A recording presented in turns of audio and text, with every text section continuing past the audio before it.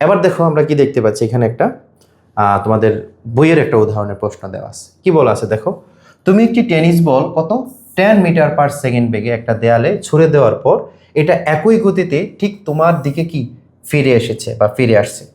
তো বলটার 100 গ্রাম হলে, মানে বলটার ভর কত হলে, 100 গ্রাম হলে ভরবেগের পরিবর্তন কত। তো দেখো আমরা এই বইটাকে ভিজুয়ালি ডিজাইন করছি বা ভিজুয়ালি গ্রাফিক্যালি আমরা এখানে এটাকে খুব ভালোভাবে বোঝানোর চেষ্টা করছি। এই যে বলটা কত বেগে, 10 মিটার পার সেকেন্ড বেগে দেয়ালের দিকে যাচ্ছে, তারপর দেয়ালে আঘাত পাওয়া মাত্র সে আবার কি করবে, তোমার দিকে ফিরে আসবে, ঠিক না? এখন এই তোমার দিকে যে ফিরে ফিরে আসছে, হ্যাঁ, এখন এখানে ভরবেগের কি পরিবর্তন হয়েছে সেটা এই প্রশ্ন তোমাকে বের করতে বলছে।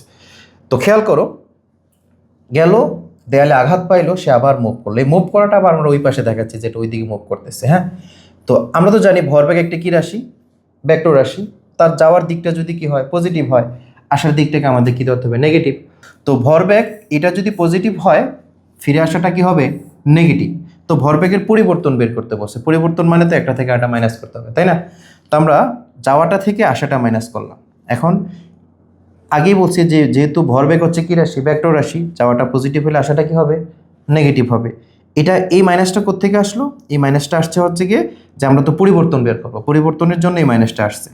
আর ভরবেগ আসা ফিরে আসাটাকে আমাদেরকে অবশ্যই মাস্ট বি নেগেটিভ ধরতে হবে।